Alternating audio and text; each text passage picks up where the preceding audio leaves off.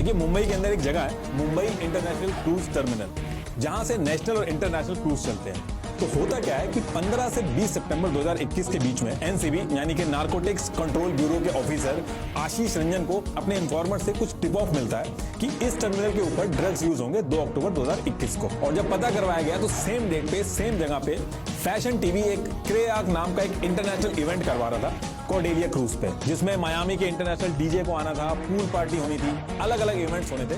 ये सारे इवेंट्स होने थे जिसमें 2 अक्टूबर को इस क्रूज को मुंबई से चल के गोवा जाना था और 4 अक्टूबर को वापस मुंबई आना था। तो देखिए जैसे ऑल ओवर इंडिया में एयरपोर्ट की सिक्योरिटी की जिम्मेदारी सीआईएसएफ की होती है, वैसे ही इस मुंबई इंटरनेशनल क्रूज टर्मिनल की सिक्योरिटी की जिम्मेदारी सीआईएसएफ की होती है। तो जब एनसीबी को इन्फॉर्मेशन मिलती है तो वो सीआईएसएफ को इन्फॉर्म करती है और एक प्लान बनाती है जिसकी टीम को लीड करते हैं समीर वानखेड़े। इससे पहले कि मैं आगे की डिटेल्स बताऊं, थोड़ा समीर वानखेड़े के बारे में आपको बता देता हूं। जब सुशांत सिंह राजपूत वाला केस हुआ था तब ये बहुत ज्यादा लाइमलाइट में आए थे। तब इनको मुंबई एयरपोर्ट की सिक्योरिटी से हटा के एनसीबी में डाला गया था और तब से काफी फेमस हो गए थे। और ऐसा इसलिए किया गया था क्योंकि ड्रग डीलर्स का जो पूरा रैकेट है उसकी समझ इनको काफी ज्यादा है। सुशांत सिंह राजपूत के केस से पहले जब समीर वानखेड़े मुंबई एयरपोर्ट के कस्टम डिपार्टमेंट में थे तब भी समीर वानखेड़े का काफी नाम हुआ था। इन्होंने एयरपोर्ट पे आने वाले हीरो हीरोइन जो थे उनसे कस्टम का पैसा लेना स्टार्ट करवाया था, जबकि ऐसा माना जाता है कि इससे पहले बड़े बड़े हीरो हीरोइन से कस्टम का पैसा नहीं लिया जाता था। इसके अलावा इनके फेमस होने के और भी बहुत सारे रीजन थे, जैसे जब 2011 की वर्ल्ड कप की ट्रॉफी जब इंडिया में आ रही थी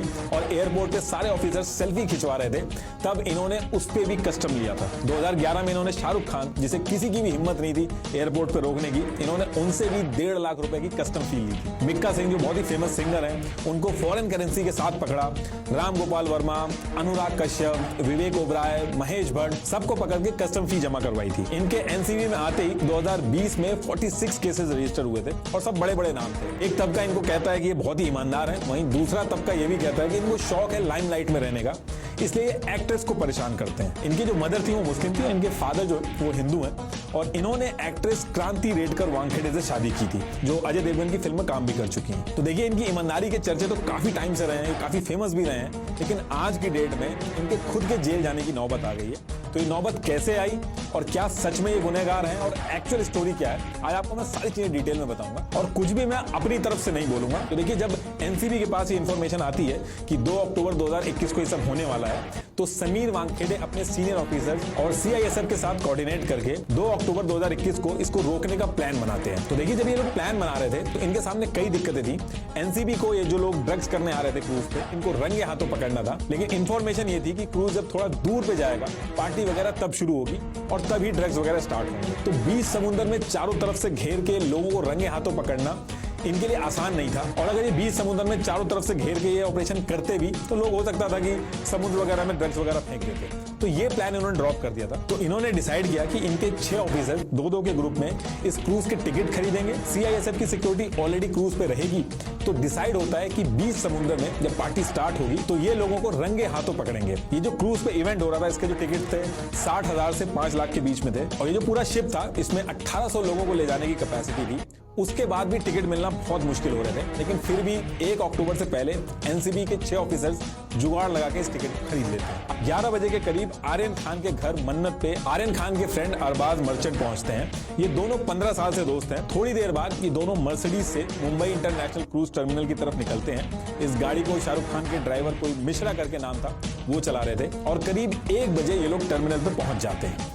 बाकी आर्यन के जो 6 दोस्त थे वो अपने अपने घर से इस टर्मिनल पे पहुंचते हैं। इधर समीर वानखेड़े की टीम सिविल कपड़ों में टर्मिनल पे फैल जाती है। लोग क्रूज की पार्टी को ज्वाइन करने के लिए धीरे धीरे आ रहे थे और जो भी लोग इस पार्टी के लिए क्रूज पे आ रहे थे उनकी चेकिंग सीआईएसएफ वाले कर रहे थे। उसके बाद ही एंट्री मिल रही थी क्रूज पे और इस पूरे प्रोसेस पे एनसीबी के जो ऑफिसर्स थे वो पूरी तरीके से नजर रख रहे थे। तो ये सारी चीजें यहाँ पे चल रही थी। 1:30 बजे के करीब आर्यन और उनके फ्रेंड अरबाज मर्चेंट क्रूज पे पहुंचते हैं और इनकी एंट्री जो है वो नॉर्मल क्यू की जगह सेपरेट क्यू से करवाई गई, वीवीआईपी की तरह। लेकिन इनकी चेकिंग भी एनसीबी ने सीआईएसएफ से करवाई। जब अरबाज मर्चेंट जो आर्यन खान के दोस्त थे उनके जूते की तरफ चेकिंग हो रही थी तो एनसीबी वाले नोटिस करते हैं कि आर्यन खान काफी घबरा जाते हैं। एनसीबी की टीम को शक हो जाता है और इसी के बाद एनसीबी की टीम इन दोनों को उठा के एक अलग रूम में ले जाती है। वहां पे दोबारा चेकिंग की जाती है और अरबाज मर्चेंट के पास से ड्रग्स मिलते मिलते हैं, लेकिन आर्यन खान के पास से कुछ भी नहीं मिलता है। इन दोनों के ऊपर प्रेशर बनाया जाता है तो ये अपने बाकी 6 दोस्तों का नाम भी ले लेते हैं, जिनके नाम ये थे। इसके बाद एनसीबी की टीम बाकी पूरे क्रूज की तलाशी लेती है और टोटल 14 लोगों को पकड़ती है। उन 14 में से 6 को उसी रात को छोड़ दिया जाता है, बाकी 8 को अपने पास रखती है और ये सारे ऑपरेशन के चक्कर में जो क्रूज था वो डिले भी हो जाता है। अब देखिए, इस पूरे केस में आर्यन खान को एनसीबी किसी भी कीमत पे छोड़ना नहीं चाहती थी, लेकिन आर्यन खान के पास से तो ड्रग्स ही नहीं मिले थे और ना ही उसने कंज्यूम किया था, क्योंकि पार्टी तो बाद में शुरू होने वाली थी। तो अब यहाँ से कायदा ये कहता था कि जब उसके पास से मिला ही नहीं और वो खरीद और बेच भी नहीं रहा था, तो सिंपल एक टेस्ट होना था और अगर रिपोर्ट में आता कि उसने ड्रग्स लिए हैं तो वो अरेस्ट होता, नहीं तो छूट जाता राइट अवे। लेकिन एनसीबी यहाँ पे बहुत ही अलग चीज करती है। एनसीबी आर्यन खान तो छोड़िए, वहां पे किसी का भी टेस्ट नहीं कराती है, क्योंकि उनको पता था कि अगर वो टेस्ट कराएंगे तो आर्यन खान को उनको छोड़ना पड़ेगा, क्योंकि पार्टी तो थोड़ी देर बाद शुरू होने वाली थी, इसलिए वो टेस्ट नहीं कराते हैं। इसकी बजाय एनसीबी क्या करती है, आर्यन खान का मोबाइल लेती है। एनसीबी के ऑफिसर्स आर्यन खान को एक सोने का अंडा समझ के वेट कर रहे थे 25 करोड़ लेने के लिए, और ये चीज मैं नहीं कह रहा हूं, ऐसा सीबीआई की एफआईआर में लिखा गया है। और जो ऊपर मैंने पंचनामे में 3 नाम बताए थे, उसमें से प्रभाकर सेल ने कोर्ट के अंदर एफिडेविट लगाया है जिसमें ये सेम चीज लिखी गई है। और देखिए, ये जो एफिडेविट लगाया गया ये कोई छोटी मोटी चीज नहीं है, ये एफिडेविट बहुत ही इंपॉर्टेंट डॉक्यूमेंट होता है, क्योंकि अगर इसमें कुछ गलत इंफॉर्मेशन निकलती है तो एफिडेविट लगाने वाले के ऊपर केस हो जाता है। हालांकि आगे चल के प्रभाकर की डेथ हो जाती है तो ज्यादा कुछ नहीं हो पाता है, लेकिन इस एफिडेविट के कोर्ट में सबमिट होने के बाद करीब 1 साल से भी ज्यादा इन्वेस्टिगेशन होती है और उसके बाद सीबीआई एफआईआर रजिस्टर करवाती है समीर वानखेड़े के खिलाफ कि उन्होंने इस पूरे ऑपरेशन में 25 करोड़ की डिमांड की शाहरुख खान से। वो अभी मैं आगे समझाऊंगा, लेकिन उससे पहले ये बता देता हूं कि जब आर्यन खान को पकड़ा गया तो 2 और 3 अक्टूबर को क्या क्या हुआ और कैसे पैसे का पूरा गेम सेट किया गया, वर्ड बाय वर्ड जैसा इन सीबीआई की एफआईआर और प्रभाकर के एफिडेविट में है वैसे ही बताऊंगा आपको। तो देखिए, होता क्या है कि पंचनामा में जो 3 नाम आपको मैंने बताए थे, उसमें से प्रभाकर सेल जो था वो किरण गोसावी का बॉडीगार्ड था। कायदे में इन तीनों का एनसीबी के ऑफिसर से पहले कोई भी मतलब नहीं होना चाहिए था, क्योंकि ये सिर्फ पंचनामा के इंडिपेंडेंट विटनेस थे। लेकिन 1 अक्टूबर 2021 को, जिस दिन एनसीबी क्रूज पे रेड की सारी प्लानिंग कर रही थी, उस दिन किरण गोसावी ने अपने बॉडीगार्ड प्रभाकर सेल को फोन किया कि कल यानी कि 2 अक्टूबर 2021 को 7:30 बजे मॉर्निंग में रेडी रहना। और ये कहने के बाद किरण प्रभाकर को 500 रुपए जीपे ट्रांसफर करता है और व्हाट्सएप पे एक लोकेशन भेजता है जहां पे प्रभाकर सेल को पहुंचना होता है। अब नेक्स्ट डे 2 अक्टूबर को, जिस दिन रेड पड़नी थी, प्रभाकर मॉर्निंग में लोकेशन मैप पे लगाता है तो ये एनसीबी के ऑफिस की लोकेशन निकलती है। लेकिन प्रभाकर ज्यादा सोचता नहीं है और लोकेशन को फॉलो करते हुए करीब 8 बजे सीधा एनसीबी के ऑफिस पहुंच जाता है। अब जब प्रभाकर एनसीबी ऑफिस पहुंचता है तो उसको वहां पे किरण गोसावी का ड्राइवर विजय सूर्यवंशी मिलता है, जो उसको वहीं पे रुकने को कहता है और कहता है कि किरण सर अभी एनसीबी के ऑफिसर्स के साथ मीटिंग कर रहे हैं। तो ये सुन के प्रभाकर वहीं पे इनोवा कार के पास ही वेट करने लगता है और थोड़ी देर बाद किरण गोसावी एनसीबी के ऑफिसर्स के साथ बाहर निकलता है और व्हाइट इनोवा में बैठ के मुंबई इंटरनेशनल क्रूज टर्मिनल, जहां पे रेड डलनी थी, जहां पे आर्यन खान आने वाला था,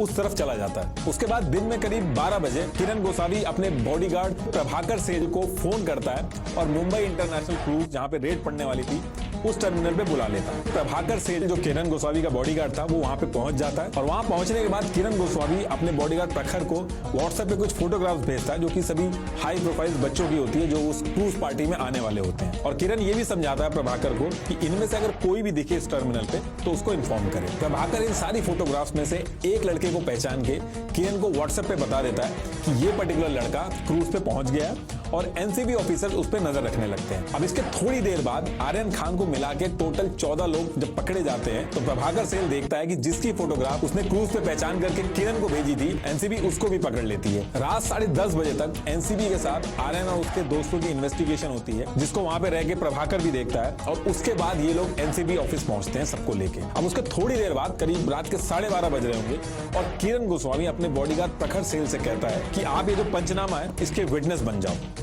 शुरू में तो वो झिझकता है, लेकिन फिर हाँ कर देता है और जैसे ही वो हाँ करता है सीधे समीर वानखेड़े आते हैं और उनको 10 ब्लैंक पेपर देते हैं और कहते हैं कि इस पे साइन कर दो और अपना आधार कार्ड की कॉपी भी लगा देना। और प्रभाकर जैसा बोला जाता है वैसा कर देता है और पंचनामे में विटनेस बन जाता है। अब रात में ये सारी चीजें चल रही होती हैं। उस टाइम पे किरण गोस्वामी आर्यन खान के साथ सेल्फी वगैरह भी लेते हैं, उस टाइम पे काफी फेमस हुई थी, आपने देखी भी होगी शायद। और उसके थोड़ी देर बाद सैम डिसूजा नाम का एक आदमी एनसीबी ऑफिस के बाहर आता है। कहा जाता है कि यही वो आदमी था जो शाहरुख खान और एनसीबी के बीच में बिचौलिया बना था, लेकिन ऑन पेपर ये प्रूव नहीं हो पाया था। कहा जाता है कि इसी ने शाहरुख खान की मैनेजर पूजा डडलानी को पहली बार बताया था कि आर्यन खान के पास से ड्रग्स मिला है और इस टाइम पे वो एनसीबी के पास है। तो ये जो सैम नाम का बंदा था, जब ये एनसीबी ऑफिस के पास आता है तो किरण गोस्वामी एनसीबी के ऑफिस से करीब 500 मीटर की दूरी पे अलग जाके इससे मिलता है और कुछ देर बात करता है और फिर उसके बाद प्रभाकर सेल और ड्राइवर को लेके किरण गोस्वामी इनोवा से लोअर परेल ब्रिज, जो कि बिग बाजार के पास में है, वहां के लिए निकल जाता है। और सैम डिसूजा जो था वो भी इनकी गाड़ी के पीछे पीछे चलता है। इनकी गाड़ी लोअर परेल ब्रिज के पास में रुकती है और सैम भी सेम लोकेशन पर रुकता है। और जैसी गाड़ी रुकती है, किरण गोस्वामी सैम डिसूजा से फोन पे बात करना स्टार्ट कर देता है और उस टाइम पे सैम को कहता है कि तुमने 20 करोड़ का बॉम्ब फोड़ दिया है, चलो 18 करोड़ में फाइनल करते हैं, क्योंकि 8 करोड़ समीर वानखेड़े को भी देने हैं। और ये जो स्टेटमेंट था आगे चल के समीर वानखेड़े के लिए बहुत भारी बनता है, क्योंकि ये सारी बातें प्रभाकर सेल के सामने होती हैं और वो जाके कोर्ट में एफिडेविट के साथ वर्ड बाय वर्ड बता देता है। इसके थोड़ी देर बाद वहीं पे ब्लू कलर की मर्सिडीज आती है जिसमें पूजा डडलानी आती है। आपने देखा होगा शाहरुख खान के साथ ये दिखती हैं इवेंट्स वगैरह में और उनकी मैनेजर भी हैं। तो जैसे ही पूजा डडलानी आती हैं, किरण और सैम डिसूजा पूजा डडलानी की गाड़ी में जाके बैठ जाते हैं और काफी देर बात करते हैं। और ये जो मीटिंग हुई है ऐसे नहीं बस किसी ने हवा में बता दी है। ब्लू मर्सिडीज मन्नत के पास के सीसीटीवी जहां मीटिंग हुई वहां के सीसीटीवी में प्रॉपर रिकॉर्ड हुई है और ऑफिशियल्स ने वेरीफाई भी की है। मर्सिडीज के अंदर जो बात हुई है वो भी सारी रिकॉर्ड हुई है और वो भी एजेंसीज के हाथ लग गई है। तो जब वहां पे मीटिंग खत्म होती है तो किरण और सैम डिसूजा को एक एड्रेस दिया जाता है जहां पर इनको 50 लाख रुपए देने का वादा किया जाता है और कहा जाता है कि ये पहली इंस्टॉलमेंट थी 50 लाख की आर्यन खान को छुड़वाने की। अब इसके बाद किरण गोस्वामी प्रभाकर सेल, जो कि उसका बॉडीगार्ड था, उसको कहता है कि इंडियाना होटल के पास जाके 50 लाख रुपए कैश में मिलेंगे, उसको लेकर आ जाओ। प्रखर वैसा ही करता है, वहां जाता है और एक व्हाइट कलर की गाड़ी जिसका नंबर था 5102 वो आती है और 2 बैग प्रभाकर को देती है और प्रभाकर वो 2 बैग लेके किरण गोस्वामी को दे देता है और उस बैग में से 12 लाख रुपए निकाल के किरण वो पैसे प्रभाकर को देता है और कहता है कि सैम डिसूजा को ये पैसे दे दो। अब कहा जाता है कि इसके बाद डील कैंसिल हो जाती है किसी रीजन की वजह से। कुछ का ये कहना है कि शाहरुख खान ने इनको फंसाने के लिए ये सब करवाया था और कुछ का ये कहना है कि आर्यन खान को जो एनसीबी ने पकड़ा था ये बात आउट हो गई थी इसलिए डील कैंसिल हो गई। लेकिन एक्चुअल में क्या हुआ था ये किसी को भी नहीं पता। अब ये सारी चीजें हो रही होती हैं, इसके 2 दिन बाद ही महाराष्ट्र में एनसीबी के नेता नवाब मलिक ने यह कह दिया कि ये पूरी रेड फेक है और इसमें बीजेपी की साजिश है, जिसमें इन्होंने कहा कि जब रेड हो रही थी तो उसमें एनसीबी के साथ 2 लोग और थे, एक किरण गोस्वामी और दूसरा मनीष भानुशाली। उन्होंने कहा कि ये एनसीबी के ऑफिसर तो थे नहीं, इनका कोई लेना देना नहीं था एनसीबी के ऑफिस में क्या कर रहे हैं। अगर इनको विटनेस भी माना जाए तो ये पूरा टाइम एनसीबी के ऑफिसर्स की तरह इधर से उधर क्यों घूम रहे थे। इन्होंने ये भी क्लेम किया कि मनीष भानुशाली तो बीजेपी पार्टी के हैं। हालांकि बीजेपी ने इस केस से अपना पल्ला झाड़ लिया और यहां पे भी नहीं रुके नवाब मलिक। उन्होंने कहा कि Sameer Wankhede fake caste certificate लगा के एससी कोटा लेके आईआरएस ऑफिसर बने हैं और ये डॉक्यूमेंट आउट किया। इसके जवाब में समीर वानखेड़े ने कोतवाली रजिस्टर कॉपी और अपना कास्ट सर्टिफिकेट दिया और समीर वानखेड़े को कोर्ट से भी इस चीज को लेकर क्लीन चिट मिल गई थी। इसी बीच में एक नीरज यादव नाम का आदमी जो कि भोपाल का रहने वाला है, वो इंडिया टुडे टीवी को कहता है कि उसने ही किरण गोस्वामी और मनीष भानुशाली को टिप दिया था कि कॉर्डेलिया क्रूज पे ड्रग्स यूज होने वाले हैं। नीरज का कोई दोस्त था जो उस क्रूज में जा रहा था, वहीं से उसको पता चला कि यहाँ पे ड्रग्स यूज होने वाले हैं। अब ये जो स्टेटमेंट बताई बिल्कुल ही अलग थी। इस स्टेटमेंट से फिर से किरण गोस्वामी और जो मनीष के उनके ऊपर शक पैदा हो गया कि ये तो सिर्फ एक इंडिपेंडेंट विटनेस थे, लेकिन इनका नाम हर जगह पे क्यों आ रहा है। और यही वो टाइम था जब किरण और मनीष को लेके मीडिया के अंदर बहुत सारी बातें चल रही थी और किरण गायब भी हो गए थे। तो जो उनका बॉडीगार्ड था प्रभाकर सेल, वो डर गया। उसने कहा कि मुझे मेरी जान का खतरा है, मुझे मारा भी जा सकता है, इसलिए कोर्ट के अंदर उसने जितनी भी चीजें हुई थी वो सारी कुछ लिख के एफिडेविट लगा लिया और उसमें से ही मैं आपको कहानी बता रहा हूँ। लेकिन आगे चल के उसकी हार्ट अटैक से डेथ हो जाती है, तो ये बात वहीं खत्म हो जाती है। 30 अक्टूबर को आर्यन खान बाहर आ जाते हैं। अब देखिए, इसको अगर आप नेशनल लेवल के इंसिडेंट की तरह देखते हैं तो 1800 लोगों की शिप में जितना ड्रग मिला वो काफी कम था। कायदे में आर्यन खान अगर शाहरुख खान के बेटे नहीं होते तो आर्यन खान को बेल बहुत जल्दी मिल जाती, लेकिन जानबूझ के आर्यन खान को 30 अक्टूबर तक फंसाया गया। और ऐसा मैं क्यों कह रहा हूं वो अभी आपको बताऊंगा।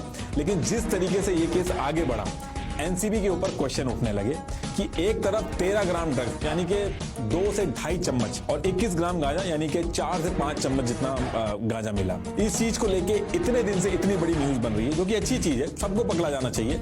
लेकिन पहली चीज, आज तक जितने भी स्टार इन्होंने पकड़े हैं किसी को भी ये सजा नहीं दिलवा पाए। कुछ दिन इनको लाते हैं लोग, मीडिया में खबरें बनती हैं और उसके बाद ये छूट जाते हैं। दूसरी चीज, उसी टाइम पे अडानी के मुंद्रा पोर्ट पे 3000 केजी का ड्रग्स पकड़ा गया था जिसकी कीमत करीब 21,000 करोड़ की थी। उसमें कौन इन्वॉल्व था ये लोग आज तक नहीं पकड़ पाए और ये बहुत बड़ा मुद्दा है। इसके बारे में बिल्कुल भी बात नहीं हुई और न्यूज ने भी ज्यादा कवर नहीं किया।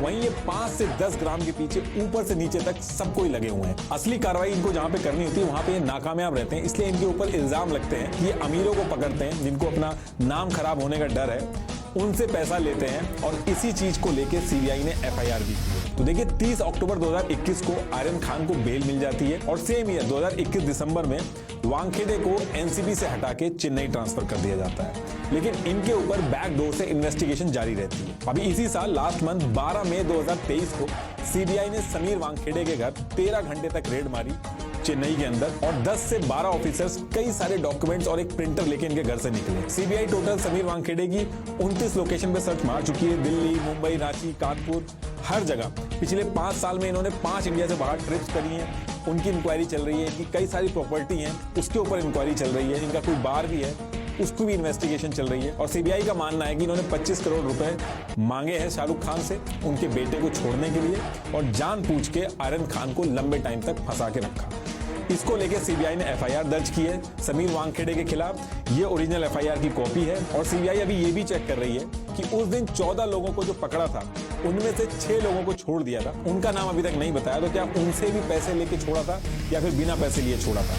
आर्यन खान को जब पकड़ा गया था वो 1-2 दिन में छोड़े जा सकते थे, लेकिन जानबूझ के ज्यादा टाइम तक जेल में रखने के लिए मुत्था अशोक जैन, जो कि समीर वानखेड़े के बॉस थे, उन्होंने कहा था कि कैसे भी आर्यन खान छूटना नहीं चाहिए, इंक्वायरीज और करनी होगी, अभी इंटरनेशनल कनेक्शन बन रहा है। ये सब कर करके इन्होंने आर्यन खान को काफी टाइम तक ऑर्थर जेल में रखा और समीर वानखेड़े ने ये सारी चैट लीक कर दी है। आप ये सारी चैट्स पढ़ोगे तो आपको आइडिया लगेगा कि हमारे देश के इतने बड़े बड़े केसेस को छोड़ के जो हमारे देश के इतने बड़े बड़े एनसीबी के ऑफिसर्स हैं वो 5 ग्राम और 10 ग्राम के केसेस में लगे हैं और रात दिन इस पे चैट कर रहे हैं। इनफैक्ट आप चैट में आप पढ़ोगे तो ये भी लिखा है कि एनसीबी इस समय ट्विटर पे ट्रेंड कर रहा है, सारी चीजें उसमें लिखी है। लेकिन अब जिस तरीके से सीबीआई ने एफआईआर लगाई है और जो ये समीर वानखेड़े वगैरह गवर्नमेंट एम्प्लॉई है, इनकी सैलरी भी ज्यादा नहीं है, उसके हिसाब से जितनी इनकी संपत्ति निकली है, समीर वानखेड़े बहुत ही बुरा फंसने वाले हैं। और ये जो चैट समीर वानखेड़े ने शेयर करी है उससे ये भी लगता है कि इनके जो बॉस हैं वो भी दिक्कत में आने वाले हैं। अगर गवर्नमेंट एम्प्लॉई है, इनकी सैलरी भी ज्यादा नहीं है, उसके हिसाब से जितनी इनकी संपत्ति निकली है, समीर वानखेड़े बहुत ही बुरा फंसने वाले हैं। और ये जो चैट